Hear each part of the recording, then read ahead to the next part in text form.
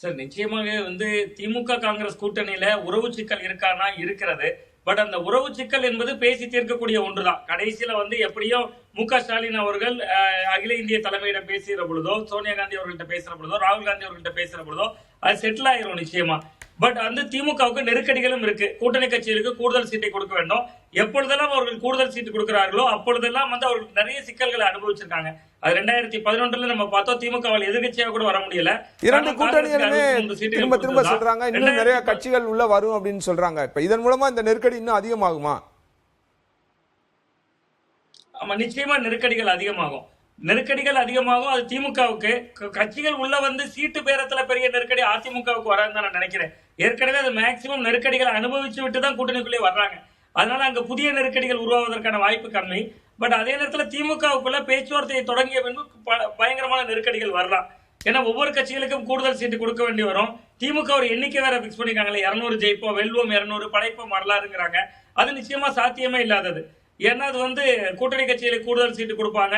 அதிமுகவும் களத்துல வேகமா தான் இருக்காங்க. முன்னாள் மாவட்ட செயலகம், முன்னாள் அமைச்சர்கள் தொகுதியில எல்லாம் ரொம்ப தீவிரமா வேலை செய்யவும் ஆரம்பிச்சுட்டாங்க.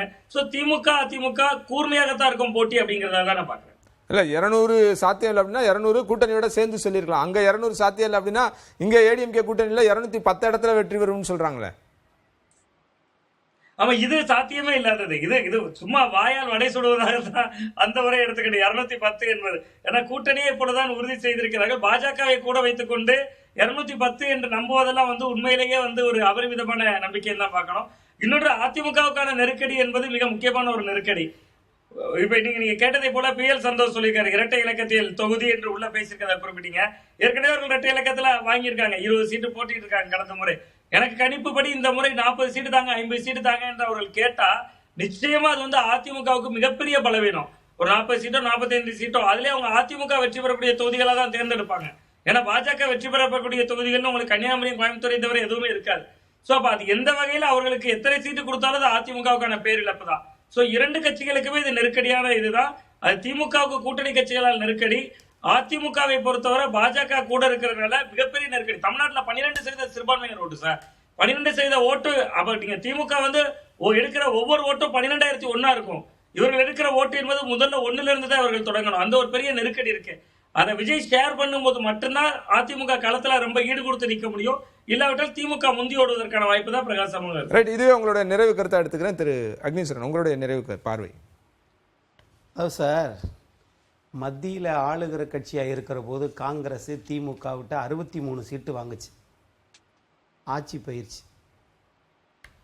மத்தியில் எந்த கட்சி ஆளுங்கட்சியாக இருக்கிறதோ மாநில கட்சிகள் அதிக பேரம் பேசி வாங்கலாம். ஆனால் தமிழ்நாட்டினுடைய தொன்மை, கலாச்சாரம், மக்களுடைய அரசியல் புரிதல், அரசியல் விழிப்புணர்வு அதை ஏற்றுக்கொள்ளுமான்னு கேட்டால் திராவிட கட்சிகள் செயல்களில் இந்த வளர்ச்சியை காட்டியிருக்கிறார்கள். அது ஒன்று. ரெண்டாவது, திமுகவுக்கும் அதிமுகவுக்கும் நெருக்கடி இருக்கா? நெருக்கடி இருக்கு. யாரால நெருக்கடி இருக்குதுன்னா தேசிய கட்சிகளால நெருக்கடி இருக்கு. இது மக்களின் கைகளில் தான் இருக்கு. இந்த நெருக்கடிக்கு தீர்வு மக்களின் கைகளில் தான் இருக்கிறது. இப்படி காட்டுறதே கை சின்ன மாதிரி இருக்கு. மக்களின் கை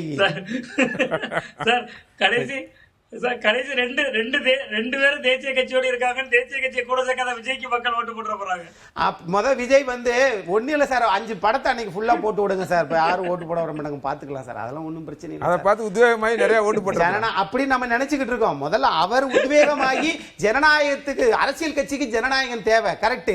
ஆனா திரைப்படத்துக்கு ஜனநாயகம் தேவையில்லைன்னு அவங்களே நினைச்சிட்டாங்க. வராது போலயே. வராதோ? வருமா? வரும். இல்ல, இப்ப ஒரு மாதிரி அமிக்கபிள் செட்டில்மெண்ட்டுக்கு போயிட்டாங்க, வந்துரும் போல இருக்கு. அது வரட்டும். வந்தது பிறகு அதுக்கப்புறம் நம்ம யோசிப்போம். அதை பத்தியே பேசாதவர்கள் ஆட்சி பத்தி, நிர்வாகத்தை பத்தி ஒவ்வொரு நாளும் அனல் நெருப்பில் முதலமைச்சர் நடப்பதற்கு சமம்.